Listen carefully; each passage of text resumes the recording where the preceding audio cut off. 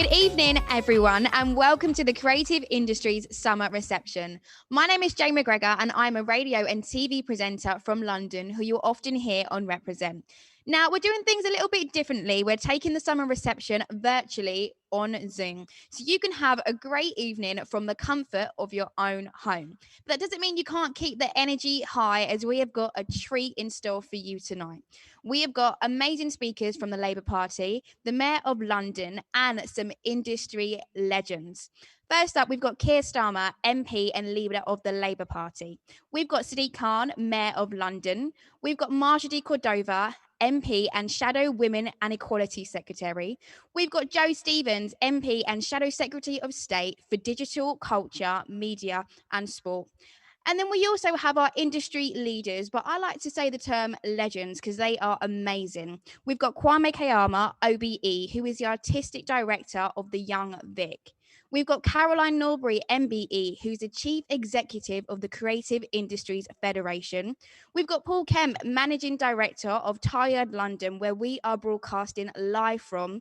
And we've also got Wisdom Lane, managing director of Tired Impact. But if that's not enough, we've also got live music, special performances, and a Q&A.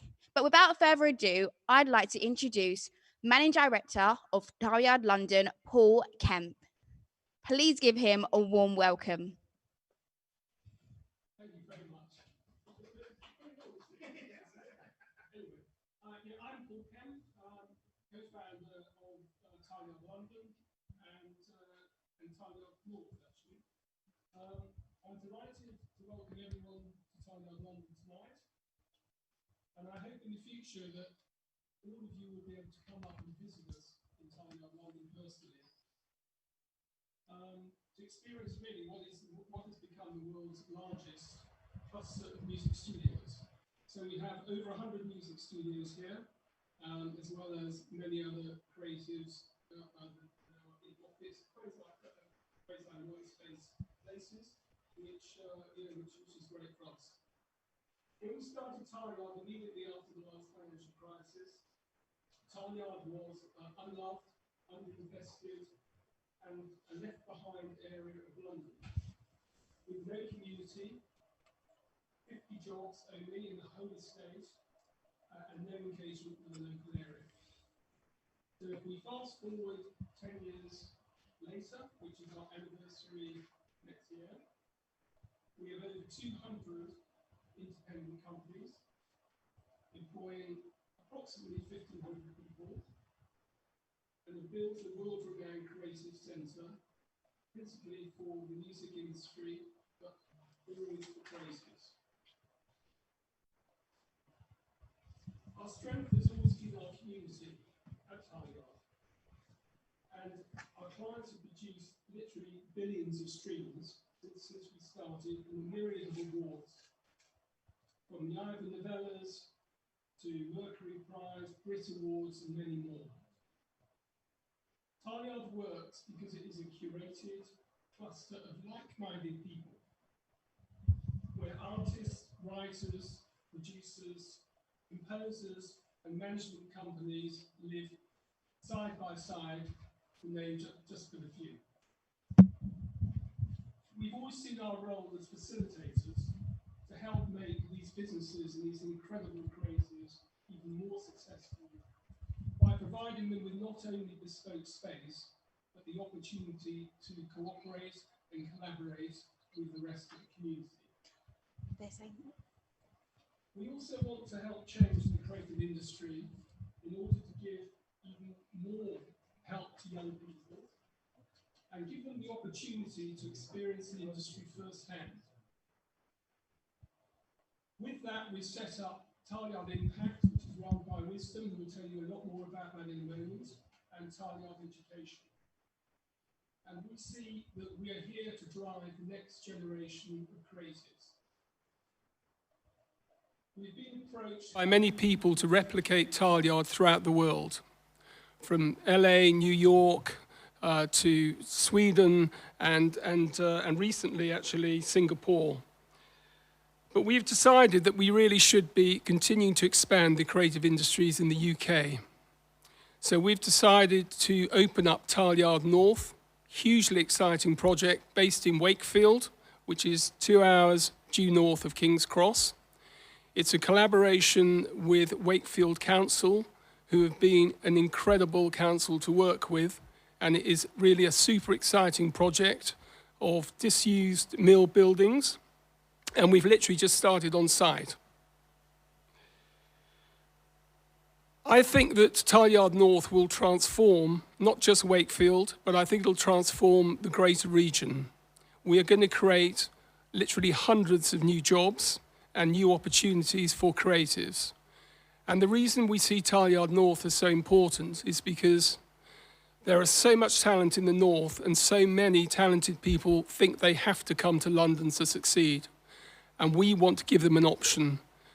If they want to stay in their communities, make incredible music, they can still do that, and they can come down to London, they can use Tileyard London, they can meet the majors, they can do everything they want, but they don't have to necessarily live in London if they don't want to. More than ever, young people, particularly in COVID, need more help than ever before. I think also the creative industry needs help, and so we are making a direct request tonight for not only central government, but for the GLA and local authorities to actually engage more with the creative industries. Not just to pay lip service to what is an incredible industry, but actually to give practical help and support. We at Tileyard could do a lot more at Tileyard London, but there are constraints in the planning system. And I think that local authorities need to be able to work more closely with us if we're going to continue to create jobs and opportunities for creatives. It's particularly pressing in Islington, which is where our home is here, but we are determined to continue to grow this amazing cluster. I would hope that together we can continue to support both young people and the creative industry going forward. Thank you for that. I would like now to introduce Wisdom Lane. He is our MD of Tileyard Impact, which is an amazing program that we've set up. And Wisdom has done an incredible job giving opportunities to literally hundreds of disadvantaged children and continues to do so on a daily basis. Over to you, Wiz. Thank you, Paul. So as I say, my name is Wisdom. I work here at Tileyard, running Tileyard Impact. And our main reason for setting up Tileyard Impact was to help bridge the gap between creative training and education, whether formal or non-formal, and taking that into creative careers. And we've had a fantastic first year of doing that. We had 500 young people from the local community and in London get involved in work experiences, community events, and various other things that has been allowed for us to be able to do here because of the amazing resources here at Tileyard. And having worked a lot with young people, knowing that there is a place where they can actually meet and touch the industry is a very, very unique space indeed. The creative industries is also going through a lot of change at the moment, and we're in a really good position as an independent to be able to help that change go forward. And we want to be able to help those young people take advantage of the money that's been offered and the other opportunities that are around. The creative industries gives us a platform to be able to have important conversations. And we've been hosting things like the Access All Areas seminars, where we've discussed issues like live streaming now in the industry, and also racism within the music industry. And Impact wants to be at the forefront of being able to help kickstart for young people and young talent who are emerging as a place to come into the industry. That's very much our heart and what we're intending to be able to do here. And as a result of that, we wanted to be able to show you one of our artists who I'm going to be introducing to the stage. So in a second, I'm going to be calling forward T. Peters, who's one of the young people from our Impact program who we've been supporting and is now streaming really well on the internet. We have a program called our Gap Year program, where we take young people for a year and give them artist development training, which is currently open at the moment. And we want to continue to make sure that we utilize the resources that we have to make sure that our young people, especially in a time like this, after COVID and after there have been so many barriers that have existed in the music industry for so long, get the opportunity to be able to go through the doors that often weren't really open to them. So that's really our heart, and really taking on from the fantastic work that Paul and Nick and the other guys involved at Talyard have done for the established industry in making sure that there is a next level for our young people to progress forward to. So that's very much the heart of Talyard Impact. And we thank you so much, guys, for being here today on this Zoom. But what we're going to do first, I think, is we're going to have a little bit of music before we have our first performer. And thank you so much for being involved with us here today. Yeah, thanks.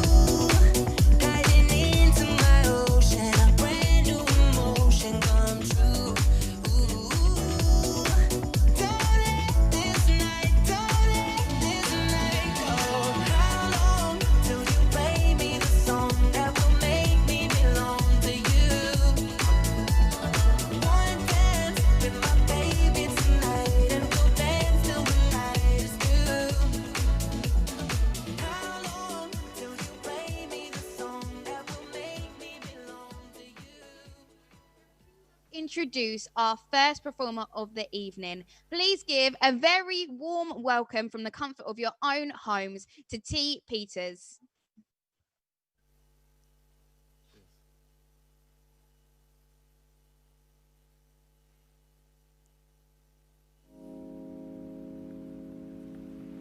Yo guys, everyone good? My name is T. Peters, thank you all for having me. I feel very, very, very blessed to be here today for all of you, and I want to let you know that you're all beautiful people and I want you all to love yourself more with this music, so this one's called Ugly. I'm sure she loves me, how could I be ugly? I turned up all the stresses, now my skin is looking lovely. She can never stop me, I touch her like it's rugby. Then I'm back to training, never sitting or too comfy. I'm sure she loves me, how could I be ugly? I turned up all the stresses, now my skin is looking lovely. She can never stop me, I touch her like it's rugby. Then I'm back to training, never sitting or too comfy. I hop on the hopper, then I'm taking her to Bussy. I love her in control, we get to Peckham and she's bossy. Run into Ozzy, he says, yo T, who you with? Isn't she lovely, will you wife her, do you like her well? Can we kick it like it's football? I don't play sports, but it's cool. I'm king of the court, I knew the game like I take time for details, a great mind's attentive. I wasn't really looking for a friendship, I'm pensive. I can't really take it to my ends if I don't know where we are, but where we're gonna be. Where we stand, you need a man? Why can't that be me? You're the owner of my heart, lady, apostrophe. I take it out on Valentine's, no place will bother me. You only be the concubine, only be the wife. I got the candles and the lights. I sit the table right, I got the people at the open mic telling me she's nice, like I'm sure she loves me. How could I be ugly? I turned off all the stresses, now my skin is looking lovely. She can never stop me, I touch her like it's rugby. Then I'm back to training, never sitting or too comfy, yeah. I'm sure she loves me. How could I be ugly? I turned off all the stresses, now my skin is looking lovely. She can never stop me, I touch her like it's rugby. Then I'm back to training, never sitting or too comfy. See, I don't really plan nothing. See, I just said, hey Z, send the beat, I make the fans flip. My flow's got wings, so why did they try clip? Check the edit or my vids and you'll see that my vibe's sick. I'm the illest, I'm not innocent, brothers are high risk, I've been a hybrid. Two sides like Pisces and I might be beside G's that you might see high key. My team shines like a light E. Are you satisfied? Look, see I'm trying to serve this tribe like my restaurant. I took notes from OGs to get the songs. I got the flow from Cold G's to wear the songs. After winter I make music in my sleep. I'm a veteran, I can cross the border for the war like I'm Lebanon. But I love the waters too much, that's how my flow is. The way I part the seas with my hands like I'm Moses. And I ain't shade but I got lingo. When I'm on an 808, I might spray my ink though. And baby girl, just stick to your mans, I'm not a culprit. Always keep my finger in my pants, she may just hold it. Yeah. I'm feeling that one. This one's called Ugly, man. Say it with me, yeah? Look. I'm sure she loves me. How could I be ugly? I turned off all the stresses, now my skin is looking lovely. She can never stop me. I touch her like it's rugby. Then I'm back to training, never sitting or too comfy. I'm sure she loves me. How could I be ugly? I turned off all the stresses, now my skin is looking lovely. I touch her like it's rugby. Then I'm back to training, never sitting or too comfy. Love that one, man. That one's called Ugly. I got my name T. Peters, T-E-E Peters, and you know what? I feel so good right now. Maybe because I just said that song. It's like my affirmation single, just for me to be like, of course you love me, how could I be ugly? And I hope that through music like that and all the ones that I will make further, it will make you feel the same way. But this next one, me and my fans, we raised over £100 for children in Yemen, Uganda, and other countries for a charity called War Child. This song is called Numeracy. It's all about that. It's all about protecting our kids. Hope you'll enjoy it.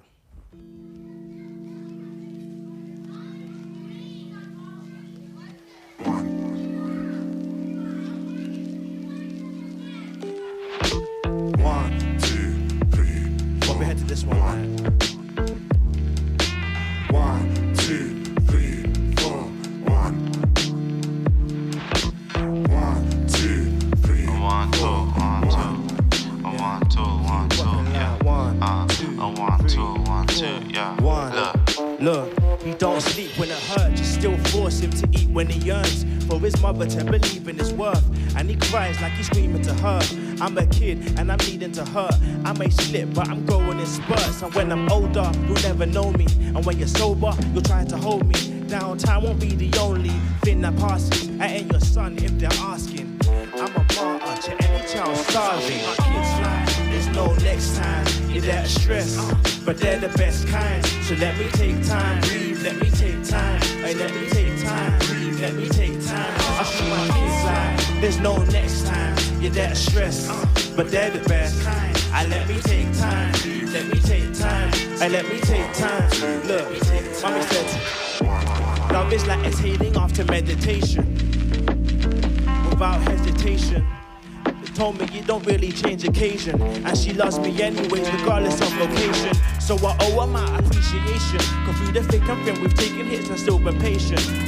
We have our mental links but still we good, we live to change it. Thanks to God it's so amazing that our parents who don't change from the ways that came before, so they breathe the same cycle of hate akin to war. Let's beat the game. Yeah, I don't wanna hear us screaming again, no not again. Yeah. Cause I treat my kids like there's no next time. Yeah, they're a stress, but they're the best kind. So let me take time, breathe, let me take time. Yo, take time, let me take time. Yo, let my kids like there's no next time. Yeah, they're the best, but they're the best kind. So let me take time, breathe, let me take time. Let me take time. 1, 2, 3, 1. Yeah, man. Cool. I enjoyed that. Thanks, Steve, for being an amazing DJ. Thank everyone for having me. I'm T Peters. You can find me at BYTEE Peters, all social medias. That song was Numeracy, my latest single. Let's get it to flipping 40,000 streams. We're on 30 right now, so it'd be great getting that. But thank you all for having me.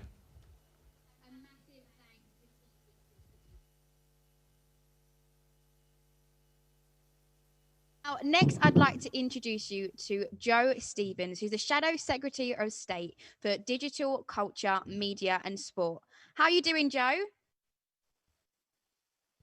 I'm good, thanks, Jay. Thank you. It's really good to be here. Thank you very much, everyone, for joining us tonight. And thank you, T. Peters. That's the closest I've felt to being at a gig since the start of March, so it's a good feeling. I want to thank you and all your colleagues across the creative industries for keeping us all entertained, enlightened, occupied and sane during what's been a really grim time for so many people. And I just want to tell you why the creative industries are important to me. I grew up in a tiny village in North Wales, and we had nothing in our village apart from a school and a bus stop. And then when I was a teenager, a theatre opened in the town, which was about 4 miles away. And that theatre, having a live performance venue on my doorstep, changed my life. It gave me a lifelong love of arts and culture and music. And I'm so grateful for the opportunity to have seen and heard and participated in so many things. And that's why this brief, this DCMS brief is so important to me, and it's so important to Labour, because Labour understands the public value and the social impact of what you do. The creativity, the ideas, the innovation, and the opportunities that you create for people and places, regardless of where we come from and whatever our background is, you help make our nation's creative industries the envy of the world. And we are full of admiration for you. And your skills and your talent and your hard work is what drives how we feel about ourselves as a nation, and also looking inwardly, but also looking outwards as well. And I know what a really tough time this pandemic has been for you and for your businesses. It's why you must be at the centre of the National Recovery Plan post-COVID, because at times like this, we need creative minds to help us recover socially and economically. And Labour has fought alongside you, with you and for you as a sector since the start of the pandemic. And I want to promise to you that we'll continue to do that. We'll continue to make the case for further sector-specific support for you from the government to address those gaps that we all know about, to make sure that arts and culture is spread across the country, and the money that's been announced goes to everybody, whether in small towns, cities, in rural areas, to make sure that it's shared out fairly across the country. And young people must be at the heart of that. This pipeline of talent that makes the whole creative industries work. We've got to make sure that young people are at the centre of that, so that you thrive and you have a future in the sector. So I've spent the last 4 months listening to people from right across the sector, listening and learning along with my team, which is Tracy Brabin, Alison McGovern, Chion Wara, Alex Sobel, Chris Matheson and Rachel Maskell. And we're all really grateful to you for the time that you've given up, for the ideas and the advice that you've provided to us. And we're going to continue to work with you as we develop our policies leading up to 2024, but also most importantly to challenge the government to improve their policies. So I'm really looking forward to continuing those conversations, to hearing and seeing more of the amazing stuff that you produce, and enjoying the rest of this evening. So thank you for listening to me. And now I've got the real pleasure of introducing a man who always makes me smile. So we've been on lots of Zooms together during this period. The wonderful, fantastic Kwame Kwei-Armai, the artistic director of the Young Vic. Thank you, Joe. I don't actually know if that means I am on right now, but you've introduced me, so I'm going to just start talking. and thank you. Yes, indeed. I was just saying to Keir actually outside that you and your team have been magnificent supporters throughout this crisis that we've found ourselves in, not just as a sector, but as a country. So thank you for making me smile and many of us and many others in the arts. I think I just want to say a few things, really. First of all, I think it's really important that we remain, those of us in the creative industries, that we remain optimistic. I know it's really hard to say that when we have been scenario planning on quicksand for the last 4 months, and we have been afraid for our sector, when our freelance community have said, when is the next time I am going to work? When is the next time I'm going to be able to do the thing that I have dedicated my life to? As well as many of us in buildings who have dedicated our lives to creating frameworks so that great artists can come in and express themselves. But I think it's really important also to say it at times like this, that this too shall pass. And there is something really important, at least for me, that I'm able to maintain a sense of optimism, a sense that we will get through this. Most importantly, not because I just want to dream, but because I know that society will rely upon us as artists to define it, to redefine it, to lead it, to entertain it, to look after its mental health, to look after its emotional well-being. We have to look after ourselves in some way so that we can continue to serve the nation in the way that we do. And so with that, our request, I know, as creatives, is both to the government and to the Labour Party to continue to hear us, to continue to listen to us, to continue to ask the questions, the probing questions that will allow us to keep our optimism alive, to continue to find the ways to support both those of us who are part of the ecosystem in a building or part of the ecosystem as freelancers, that to find the ways to allow us to feel secure that we will get through this together and we will be able to do our part to make our country feel great again and reflect its greatness and once again fulfill our own potential as artists. And so I'm overjoyed to be here, actually, to sit in the panel, to hear, to listen, to answer questions if questions are sent to me. But most importantly, I'm sending out my message saying, let's keep hopeful, let's keep strong, and let's make sure that those who can shape our destinies or contribute to our destinies continue to listen to us so that we can contribute once again in the fantastic way that we do day in and day out. Keep strong, peeps. Peace and love.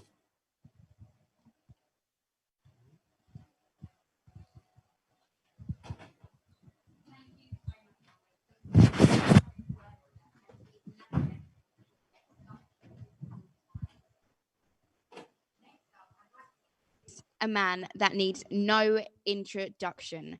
Please, can we give a warm Zoomly welcome as we welcome him from the comfort of our own homes. It's Keir Starmer, leader of the Labour Party. Thank you very much. And it's really fantastic to follow Kwame up here onto the stage and actually see him in real life. We were joking earlier on that we've been in Zoom meetings. I was in a Zoom meeting with Kwame last week, and actually the joy of being in the same building is fantastic. We're at Tileyard here, which is been in existence for 10 years, brings all sorts of creative individuals and organizations together. And again, really fantastic just to walk around the studios to hear the stories of many people who've been here, some of them for the 10 years, some of them less, but on a real journey going, bigger places, different places, doing things, being creative, creating communities of their own. And I can tell you, after spending the last few weeks, and particularly today in Parliament, it's fantastic to be out in the creative world, in real life, seeing people and appreciating everything that they do. And as I said, last week we had an event at the Roundhouse, What's Next event, which brought together people from across the country to talk through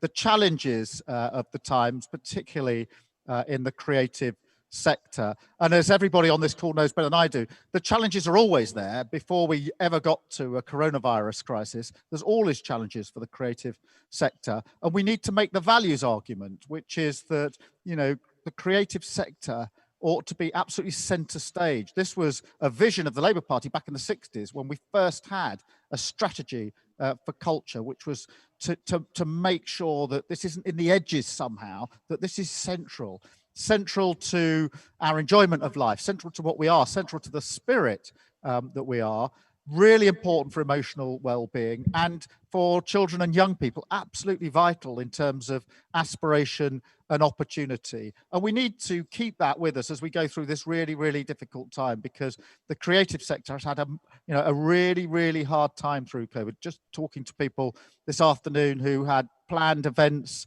here and abroad, this week, next week, over the coming months, all of which can't take place. And we need to hold on to that as we rise to the challenges of COVID-19. It is important the support is there, emotional support for each other, supporting the community as a whole, but also, of course, financial support from the government to make sure we don't lose what is very, very special about this sector. And I want to echo what Kwame said, because we will get through this. We will get through this. But when we get through it, we have to have an idea of a better society, a better way of doing things, a reevaluation of what really matters. And I think these weeks and months, hard though they've been, have been an opportunity for us to ask ourselves what really matters. So we will get through it, but when we get through it, let's not go back to business as usual.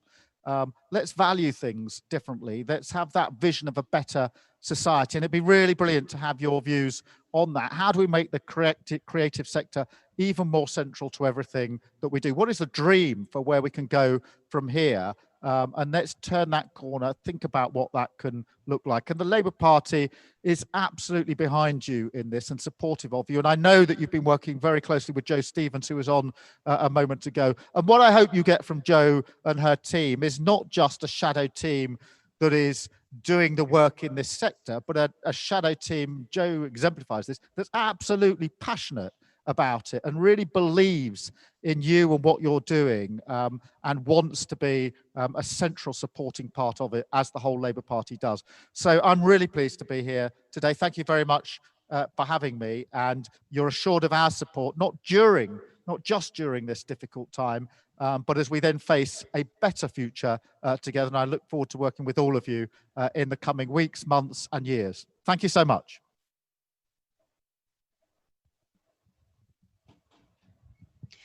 A big thanks to Keir Starmer for really pushing forward what the creative industry means to so many of us, and really driving home the support that we will have from the Labour Party, especially during one of the most difficult times that we've faced in the industry. Next up, I'd like to introduce another industry legend who goes by the name of Caroline Norbury, and she's the CEO of the Creative Industries Federation. Please give a Zoom welcome to Caroline. Hello, hi. Can you hear me okay? Yes. Grand. Okay, thank you. I'm not sure how I feel about being a legend. I'm not old enough, but thank you anyway. And thank you very much to Tileyard Studios for hosting this evening's event. I'm really sorry I'm not with you in person, but I am with you in spirit. So Yes, just a little bit about us then. So the Creative Industries Federation is a broad-based membership body, and we bring together the cultural and the commercial, education and businesses, trade unions, industry bodies, and of course the big and the small right across the country. I'm sure that many of you are going to be familiar with the research that we commissioned and published earlier this summer from Oxford Economics, which concentrated on what was going to happen as a result of the pandemic and modelled some likely job losses for the sector of over 400,000, which is, a massive, huge number. And we know that the creative industry sector is likely to be twice as badly affected as the economy as a whole. And of course, this isn't just an economic blow, but it's a very human one too, for the many creators and creative workers and the small businesses who've suffered all sorts of closures and redundancies, not to say nothing of the significant impact on mental health and all of the other things that all of you will know so well. Obviously, the 1.5 billion rescue package, which was announced by the government earlier this month and which we've been calling on for since March, is very welcome. But as other speakers have said earlier, as Joe said earlier, it's really vital that this support reaches those who need it most. So that support isn't just confined to the usual suspects. It isn't just about buildings, it's about people. And what we need to do is to make sure that we use all the resources that we have to protect our sector's really quite diverse and still very, very fragile ecosystem. We boast in this country that we've got the best creative sector in the world. And I have the very wonderful job of continually telling everybody that story and promoting the wonderful offer that we have here in the UK. But there really is quite a lot that needs doing still. As Keir said, we need to recover and rebuild, but we also need to reimagine. We need to reimagine what our economy and what our society should look like. One that doesn't have the sort of social divides that we've just come to accept, one where wealth is spread more evenly, where opportunity is made available to those who don't have it, where the right to a creative education isn't just the preserve of those who are privately educated. Our creative industries are crucial to rebuilding our country, not only because they create jobs and wealth and they generate economic value for communities in lots of different parts of the UK, but because through creativity, we really can tackle major local and global challenges, whether that's better mental health and well-being, or whether that's sustainability and climate change, or whether it's about greater social cohesion. And we think that government policy and support needs to be better geared towards future industries like ours. In the meantime, we've got to get on with it. Creative organisations and businesses and the individuals that are in our membership have been telling us that we need to focus our efforts in three things: on people, on ideas and money. And they've urged us to work together across the many different parts of our sector, with government, with parliamentarians and with other partners, to really take action now. So I just thought I'd give you 1 minute of a consultation that we've been running with our members during June on the change they want to see for the sector. So they told us the following. They told us that we really needed to support freelancers and entrepreneurs as much as we do those who are on PAYE, and ensure that the right incentives and safety nets are in place to support the next generation of startups and self-employed workers as well. And whilst there was massive support for our big national cultural assets, it shouldn't be at the expense of the small guy. If levelling up really is a thing, this needs to be visible when resources are made available. Our members have urged more investment in R&D. Our sector is at the cutting edge of so much creative technology, but it needs much more help to scale and connect the market opportunities with the plethora of small businesses that could benefit. And finally, they've called for innovative solutions to open up access to finance. We really need to think about new ways in which we can finance the creative sector, and we need to bring new players in who can facilitate more opportunities for people and places that otherwise really don't have access to it. So we've shared details and proposals with the Labour team here and with politicians actually across the House. And of course, you can find out all of that on our website. But I suppose to sum up, I think it's worth saying, you know, that we like Kwame, I'm very optimistic. We have to be optimistic. We know that the global market opportunity for the UK's creative sector is huge. And we know that we have a rare thing here, the ability to create value and generate value in many forms and make a huge contribution to our society, whether that be economic, cultural or social. Now, time prevents me from telling you more about the many practical things we're developing, but please get in touch with me if you'd like to find out more. I'm now going to hand over to Marsha de Cordova MP, who's Shadow Women and Equality Secretary. Marsha. Thank you, Caroline. I hope you can all hear me. And can I just say thank you for inviting me to join you this evening. It's wonderful, and I can feel the energy, albeit a virtual one. I'm also delighted to be here with so many inspiring creative industry leaders, or as Jay would say, legends. I think you all are, just by the way you've demonstrated your resilience over the past few months. Massive thank you to Tayard for hosting us this evening and with all the help you've been doing, but also for the fantastic work you are doing with young people and, you know, creating those opportunities for the next generation. And Caroline, you know, the work that you're doing, you know, the resilience and obviously remaining so hopeful. There's a theme this evening already where everybody's just remaining quite hopeful for what's to come and how we can rebuild.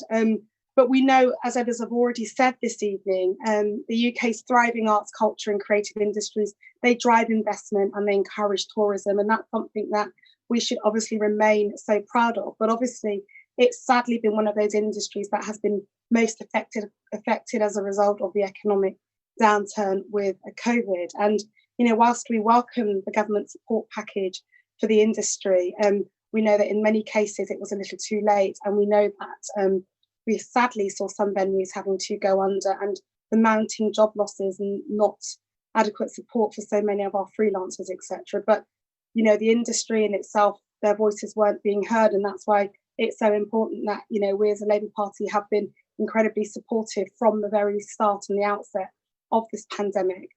But the constituency that I represent in Battersea, you know, we are home to so many creatives, theatres and art centres, and they are making a huge difference in our community. And, you know, they've had to radically, many of them, change their business models and pivot the work that they do as a result of the pandemic. And I'll just talk about one of the key art centre, which is the Battersea Art Centre, which is at the forefront of the creative industry's work to support and empower our community, both locally, but even having an impact nationally through several projects like the Agency Project. And that project enables so many young people across Britain to turn their entrepreneurial ideas into a reality. And I've just had the privilege of being part of that project and also a board member at the BAC. So I know some of the challenges that we've been facing, but also to the award-winning Beatbox Academy programme, which supports our young people to explore their musical talents for free. And during this pandemic, they provided such an important virtual outlet for so many of our young people during lockdown. And if I can give a bit of a cheeky plug to them, you know, if you haven't checked them out, can I recommend you do? They're on all the main socials. Just go to the Beatbox Academy. And if you haven't watched it yet, Frankenstein has been award-winning, and I would also recommend them because it's just young people really expressing themselves, and it's just amazing to see. And, you know, as we kind of rebuild ourselves, I'm really hoping to see more of this.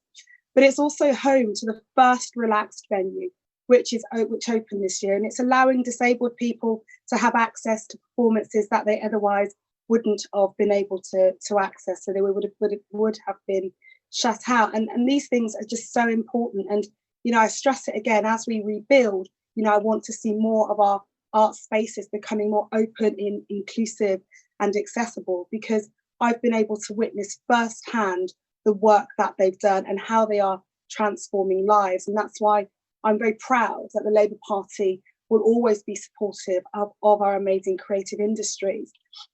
Obviously, you know, it's so important that we ensure the vital funding that the government has given, it actually reaches those organisations currently, you know, teething at the brink, but also making sure that that funding reaches those creative organisations that are underrepresented. And particularly I'm thinking of our Black, Asian and minority ethnic groups and organisations, because it's fundamental.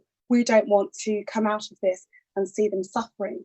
And that's why, alongside some of my colleagues in the DCMS team, we've called on the Chancellor to ensure that diversity in all its forms is protected in our cultural industries as part of their decision making and their policy making. And I will continue to work alongside my colleagues in the DCMS team to ensure that equalities is really central to the work that we're doing, because life is also about living, surviving and working within all of our creative industries, and we support each other by coming together to create that space. But I just want to kind of end on one of the things the artistic director at the BAC said, Tariq, and he has been so hopeful, and he's hoping that as we kind of rebuild, his hope for the sector is that we rebuild a more equitable and a more sustainable creative industry with better careers for artists and better employment and employees for the whole sector, so that we can rebuild an industry that is going to continue to be world changing and world leading as we move forward. Have a great evening, and thank you so much for allowing me to be part of it, because I've been really enjoying hearing everyone speak, so thank you.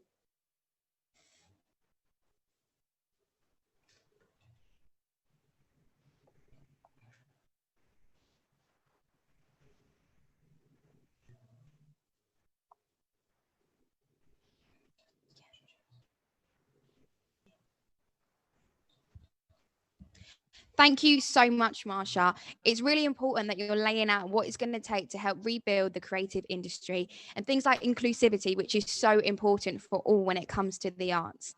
Now, next up, I'd like to welcome our second performer of the evening. I hope you're doing all right at home. As they say, staying in is the new going out. So we're going to make the most of that. And I'm going to introduce Raza Hussain, who's also known as Wazamil. Now, Wazamil is a spoken word artist, singer and rapper from Birmingham who's going to be performing for you tonight. And he's also one of the 6 Birmingham finalists for the BBC Words First. So you're in for a special treat at our summer reception. So without further ado, please welcome Wazamil. Hello. I hope everybody's okay. I don't know if everybody can hear me. I'm hoping you all can. It's an honor to be here. Thank you so much for inviting me. Thank you so much for having me. I won't keep you too long. It's one poem and one poem only. I hope you guys enjoy it. It was inspired by Birmingham. It was inspired by a lot of things. But we'll work it out as we go along. This poem is called Birmingham, and I hope you guys enjoy it. I hate knowing where I'm going, because then I'd know the route. I'd rather look at clouds and unknown trains, and that's the truth. That's when your thoughts are skitty, when the skyline is so fizzy, when the sky is looking pretty, really gets me in the mood. Pen pad flow when I'm unlocking my notes, reliving a memory where everything was jokes. Sitting in a circle, participants for talks. When you're back home in your bed, then you think it's all a hoax. Poof! Oh, what is going on with your studies? For my folks. You need to focus, get rid of all this hocus pocus, it's all in the sun. You need to remember Icarus, how he wanted to have fun. Pretty much took a plane and flew it into the sun. We just want what's best for you, son. So I run, laces tucked back and I sprint. Smiles start evolving from the glitter of a grin. Homie, wanna travel, hit the door, knock, never. Travel with your faith, homie, things will get better. Pack some food in your backpack and hold the sleeves of your sweater. For sure, the weather will get wetter. Get more spontaneous with the cheese, not the feta. Tell your room you love it handwritten via letter. Yeah, we're not lions and teachers, but that doesn't mean our education is under threat or that we're learning any lesser. Look, you're growing up. Appreciate it. No more what ifs, you need to leave the basics. No more this, that's the others. You have an issue, you got to eyeline the basis. Cement your foundation. Your world is mighty spacious. Your mind is a source of creativity. Run with it. Tie up your Nike Blazers. Be balling like the Lakers. The wolf amongst the shakers. We are the dream chasers. You see, the last of us have nurtured us for us to be the first of us. We need to shake it up so the next of us can easily learn from us. Come, take a look a little closer. It's about to get deeper. We're an evolutionary process. It's about to get steeper. See, we can be skeptics and challenge or take a backseat and manage to stay coasting through life and remain in this sleeper. But I say we bond that. Let's overthrow this rigged rebellion. Pick up your pen, family, build a fort like pavilion. Send them to the Bulls ring, we'll take them in the millions. The revolution starts in Birmingham. We hold it down. We don't run from nothing, homie. We own the crown. We flew up the ladder to rooftops were loud. Alum Rock to Cobb Road, rooftops were loud. Sturchley to Shirley, rooftops were loud. Bromsgrove to Bromsford, rooftops were loud. Moseley and Digbus coaches about. Send out the news from city to city. 0121 don't need to look pretty. Royalty in the battlefield always leaves with scars. Birmingham has plenty, but at least we've got heart. Oof. Oh, what's going on with your studies? Still filling in from the folks. You need to focus, get rid of all this hocus pocus. It's all in the sun. You need to remember Icarus and how he wanted to have fun. Pretty much took a plane and flew it into the sun. We just want what's best for you, son. So I run. Thank you very much. I appreciate you guys being here to be part of that. Everybody present here is all part of the same journey. And I hope we're able to get that same goal that we're looking forward to. Peace, love, and prosperity. I won't take up any much more of your time. Again, thank you so much for having me. And good luck with everything going forward. Thank you so much, Wazamil. Please, could you drop your social so that everybody can find you on social media? Yeah, absolutely. In fact, I will write it down with this pen that I have so craftively picked up. I didn't even know this pen was here. Oh no, you were so anticipating this. You were ready. It is Wazamil, which is WUZZ. Oh, that's backwards. I should have wrote it the other way. WUZZAMILL. Excuse the messy handwriting. But yeah, find me. Let's connect. And let's make more magic happen in the future. Most certainly. Thank you for that lovely performance. I've got to give you some clicks, some snaps for Wazamil for that performance just there. But next up, I'd like to introduce our Mayor of London, Sadiq Khan. Thanks, Jay. It's a pleasure to join you and friends. I'm a bit annoyed though, because one of my conditions when I do these things is not to follow somebody brilliant. You've let me down with Wazamil and Raza. And the interesting thing is, even though he's a different generation to me and a different city, his parents are clearly the same as mine were 20, 30 years ago. It's a pleasure to be here for this summer reception. And the reason why I'm really pleased to be here is this evening is about celebrating the very best of our culture, our arts, our creative industries, and our sport. And tonight is historic because all those things coincide, because tonight Liverpool Football Club will be receiving the Premier League trophy. And it's really important we're here tonight to celebrate this amazing event. And I'm really pleased to be here because unlike Keir and Joe, Keir is an Arsenal fan and Joe is a Spurs fan. I'm a real Londoner. I support Liverpool. And it's a great night, Jay, and I'm really pleased to be here. I'm also pleased because Kwame and Caroline are on this panel. Caroline does an amazing amount of work for the creative industries. She's talked about the contribution culture makes to our way of life. And it's intrinsic to who we are as Londoners. It's the glue that binds us together. It's in our DNA. And I think good culture reflects society, great culture shapes it. And as for Kwame is a role model of mine. I'm going to embarrass him by saying when I was younger, I saw Kwame on TV, but also I got to see Kwame writing, producing, directing stuff later on more recently. And it's really good to have a person of color with Kwame's life experiences telling stories. And I'll quote something that that Kwame Bunk from The Wire, but you and I know him as Wendell Pierce, said not too long ago. He, of course, was in Death of a Salesman at the Young Vic. Wendell said, "Culture is how, as a society, we reflect on who we are, where we've been, and where we hope to be." And I'm looking forward, Jay, to a conversation with colleagues during this evening. But I want to say one thing. I am really worried, not just about the health consequences of COVID-19, the social and economic consequences of COVID-19. I'm really worried it'll be catastrophic for culture and the creative industries in our city. 1 out of 6 Londoners works in this sector. We are the city with the largest number of tourists coming of any city in the world, and 4 out of 5 tourists come because of our culture.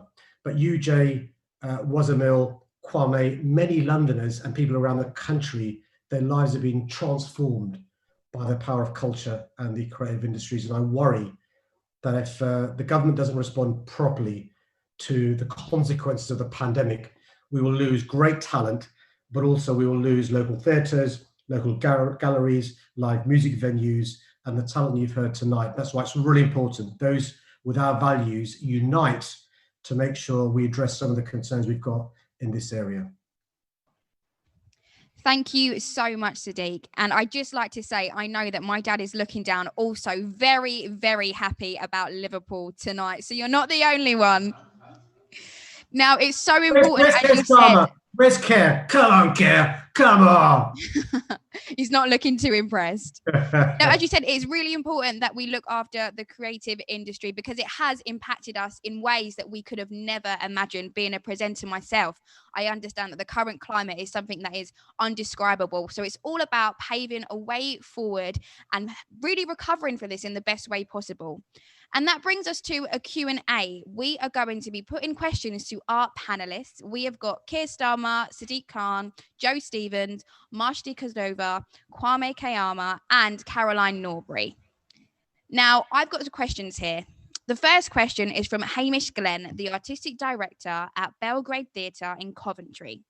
Now, he says, since lockdown began, the Belgrade Theatre has continued to support Coventry communities by supporting teenagers' mental health and well-being through 2 separate online programmes, providing a creative platform for migrant women in collaboration with Coventry Refugee and Migrant Centre, developing a digital version of our theatre and education programme to help support parents and educators, nurturing local talent through Writer's Room for our groundbreaking digital TV series, Seaview, working with the local Roma community on events designed to challenge negative stereotypes, working with the local Black artists to spearhead a national movement to change the language around diversity and ditching BAME. These are just a few examples of their wide-ranging community, education, and diversity work. And he wants to know how this will be supported to continue as theatres remain unable to host shows and generate the income that they need. Keir, would you like to provide an answer to this one and kick us off? Thank you very much. And can I just start by saying thank you for everything you're doing for the communities of Coventry. As it happens, I was up in Coventry on Monday of this week at Whitmore Park School and at Coventry College. And I was really struck as people talk through the challenges of COVID-19, how the different communities in Coventry were pulling together. There was a real sense of a family of communities, different communities, diverse communities pulling together to help each other out, whether that's in the creative sector, on apprentices in the school. And therefore, all the work you're doing is vitally important to get people through this period. But in Coventry, I got a real sense of those communities pulling together. The question you pose is a really important one because we have to get through these weeks and months in order to ensure that we have the creative sector in the way that we want coming out of COVID-19. And one of the arguments we've been making to the government is it's all very well supporting our businesses and our business sectors and our organisations and self-employed people. That is a good thing. But winding down all that support in one go in October of this year is not going to work. And for the creative sector, it's obvious that people will not be able to perform in September and October in the usual way. It's going to take longer. And therefore, what we've said is provide sector-specific packages for the creative sector. Now, it's true, the government did put some money behind this a few weeks ago, art and culture, a package behind it.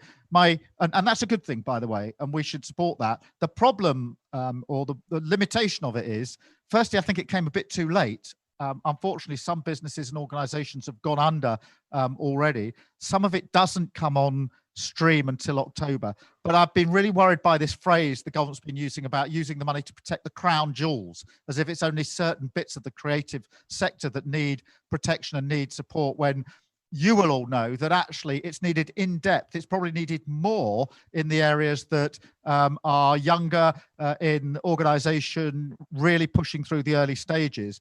So our challenge to the government is to go further than they've gone and not cut this off in October, because I really worry that if individuals in the creative sector, businesses, go under now, it's that much more difficult to get back up in the future. We cannot lose what we've got. We've got to preserve it and see it as central to everything that we're doing. So thank you very much for that question. And well done, Liverpool. I have to give you that. Arsenal not so good this season, Sadiq, but I'll just leave you with the idea of a team that goes through the whole season without ever being beaten. They're called the Invincibles. Thank you, Keir, for answering that question. Now, my next question comes from Sarah Ware, OBE, who is the Chief Executive of the Design Council. And she's asked, what are you planning to do about putting investment into people and their creative industries and not just places in themselves? Buildings don't do anything. It's the people with talent inside and outside that bring the places alive for local communities, national audiences, and international visitors. This is, of course, particularly key due to the number of freelancers in the creative industries. Is very relevant to ensuring a more equality of opportunity around the country is needed to equip young people with the design skills essential for a wide range of jobs, but also resilience to future jobs. Joe, can you help us answer this question?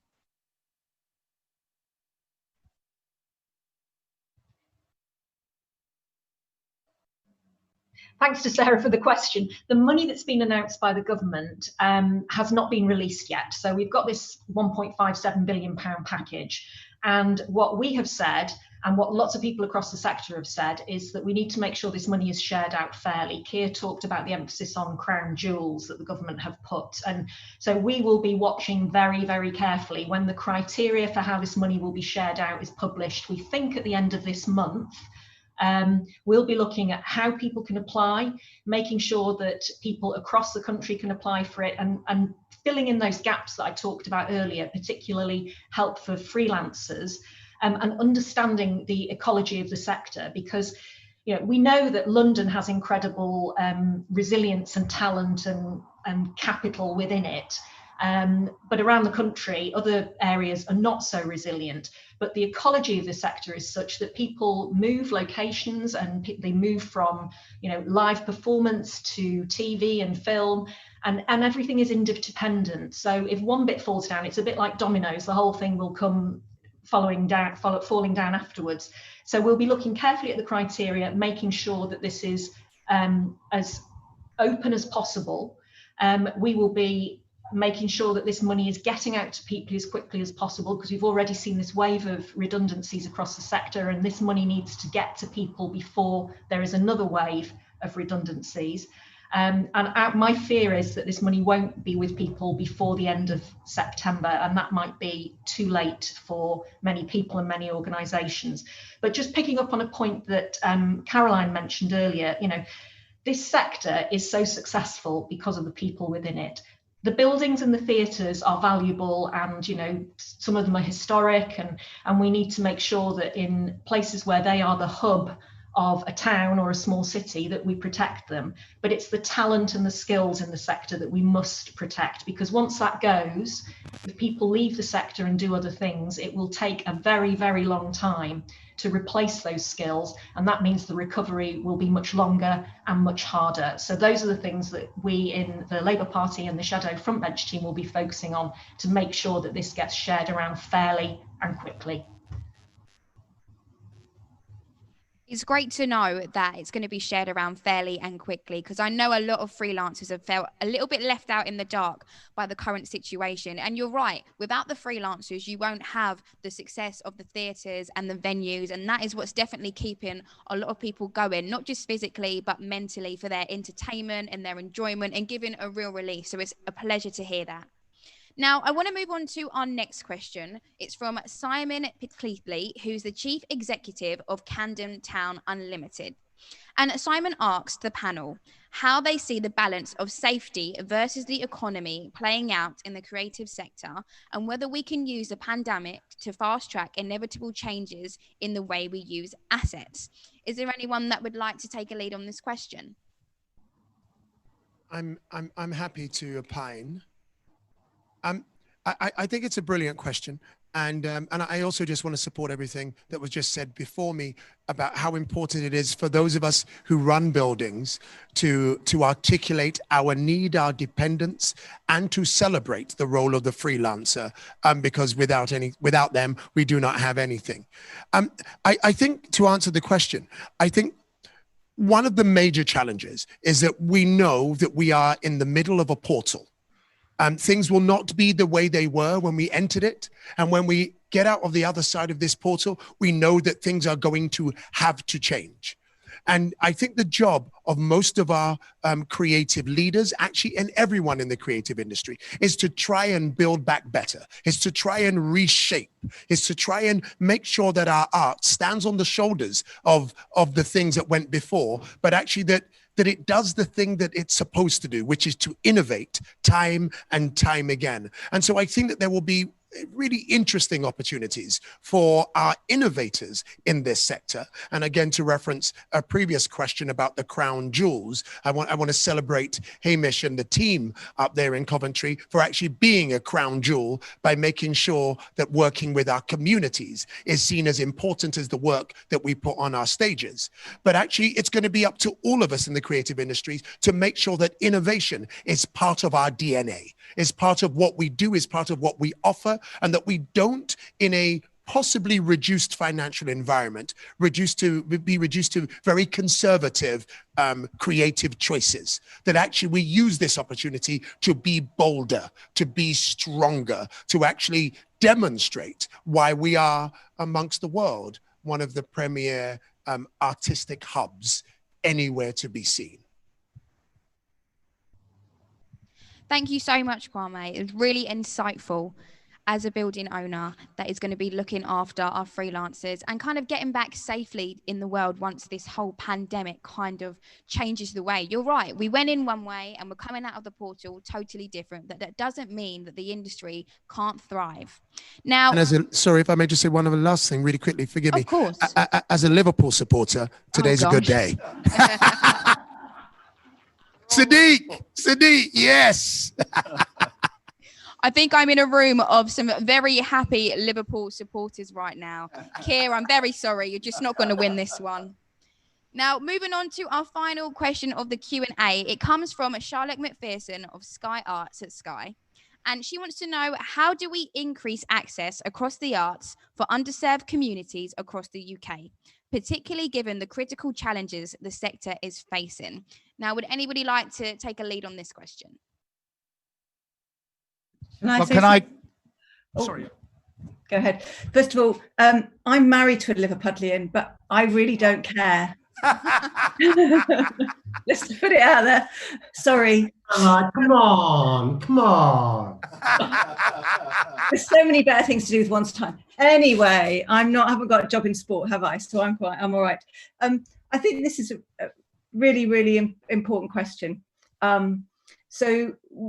We've consulted in the last 3 weeks. We talked to our members. We talked to 600 different individuals and businesses, and all of them, whether they're Penguin or NBC Universal, or whether they're a tiny animation company up in Hull, they all made the point that the creative industries are important, not just because they create wealth, but because of all of the other stuff that they do in terms of bringing people together, making our lives better, enabling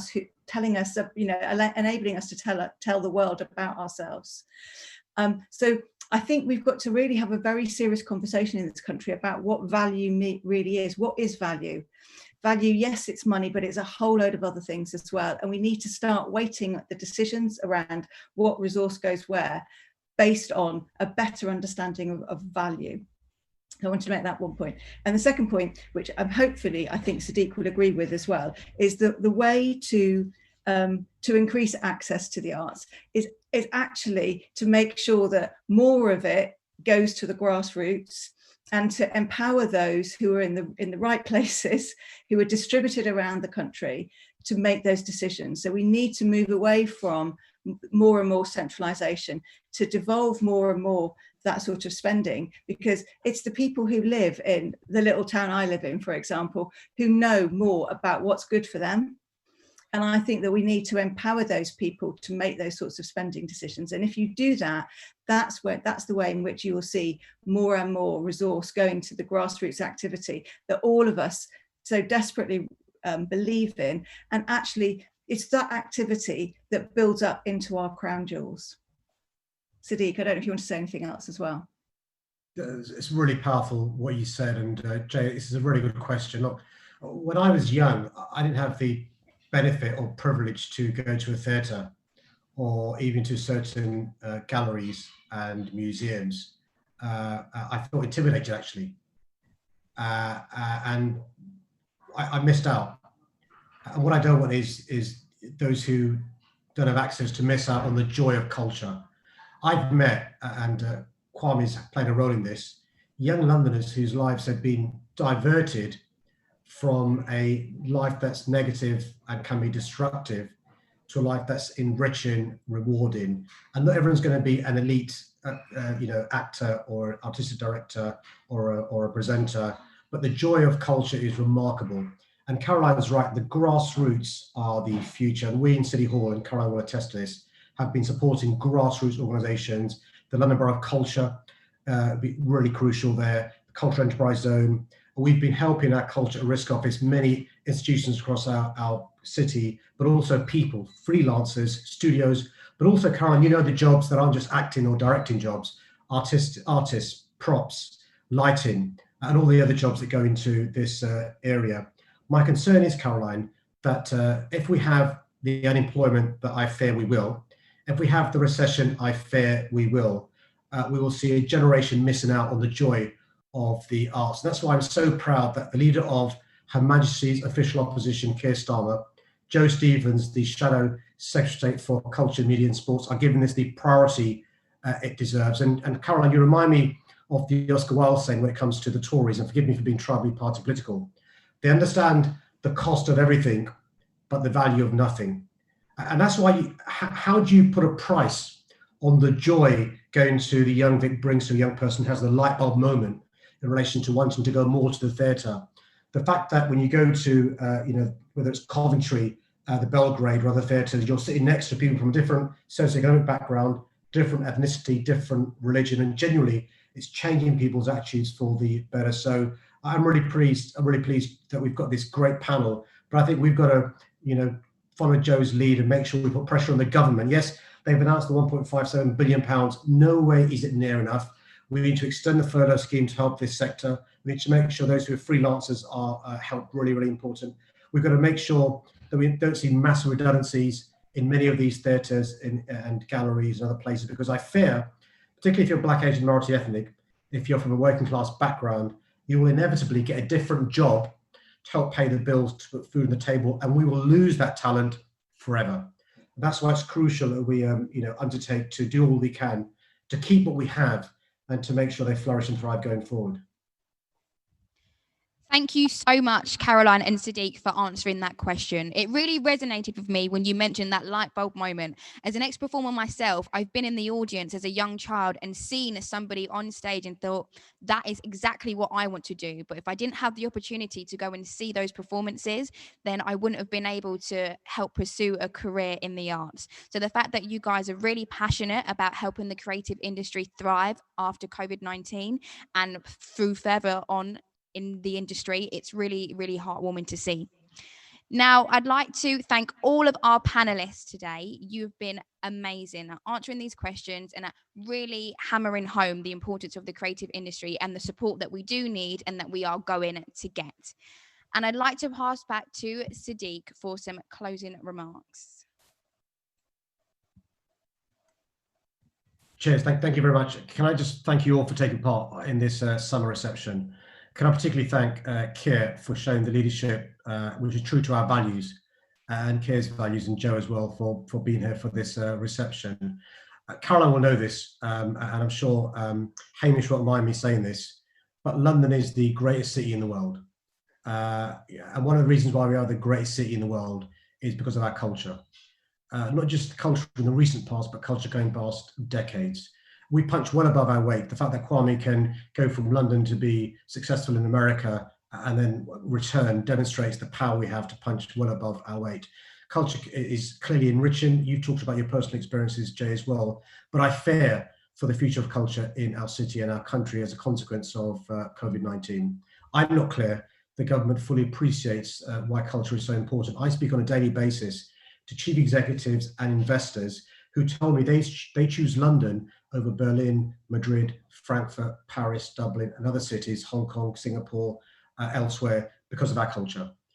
It's intrinsic to who we are, it's in our DNA, but it's the glue that binds us together. I'm really proud as the Mayor of London to have Keir joining us this evening. I'm really proud that it's a priority for Joe and the front bench. The key thing, Jay, is that we work together and to form a coalition to make sure that over the next few days, weeks and months, as the consequences of the government's delay responding to the economic impact of COVID-19 are fully borne out, we do what we can to keep everyone in this area involved in this area, and we do what we can to make sure we flourish and thrive. The final point I want to make, Jay, is this, is we've got to make sure that the ladder of opportunity that culture provides continues to go forward. And I was so pleased that Caroline talked about grassroots, and I'm really, really pleased that she did so. We've got to make sure that we have, future people like you, like Kwame, like Wazamil coming forward, and it's really important that anyone in a position of power and influence uses the influence and the pulpit we've got to lobby the government